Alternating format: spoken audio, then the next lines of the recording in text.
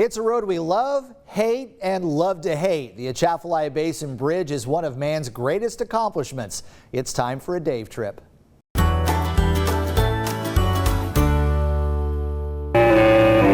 Swampland. Remote, forbidding, treacherous. The Atchafalaya Swamp. It's the largest wetland in the United States, and for years, it was a major barrier isolating Acadiana from much of the state. Before the interstate, a trip to Baton Rouge could take 3 hours, perhaps over 4 hours to get to New Orleans. As the interstate system was being developed in the 50s and 60s, a cut straight through the Atchafalaya was needed. To find a base for an interstate crossing took years of research. Samples were taken, and engineers found there was over 90 feet of mud and muck before a more stable sand base where the bridge piers could sit. So it appears the bridge isn't really that high off the water, but some of those piers are over 140 feet long.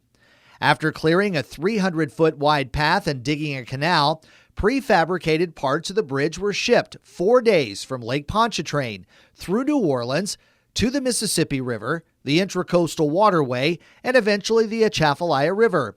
After the piers are drilled down, the caps that will hold the roadway are placed by a barge crane with a 300-ton capacity. The caps are set to precise line and grade to within 1/16 of an inch. Each prefabricated section of deck bed, which will hold the roadway, weighs 265 tons and would slowly be hoisted onto the caps.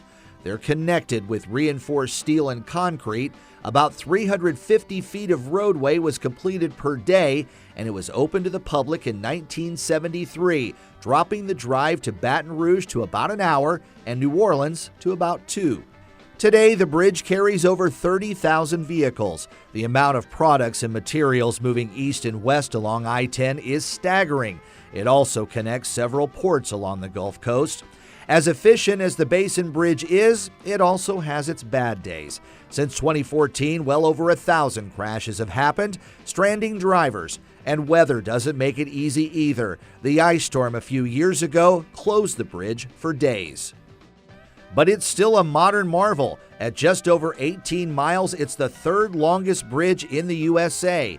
Only Lake Pontchartrain and the Manchac Swamp bridges are longer. And since the widening project leading up to the bridge is complete, traffic is moving more efficiently through the area, which could mean more growth and economic development for Acadiana. For Acadiana's News Channel, I'm Dave Baker.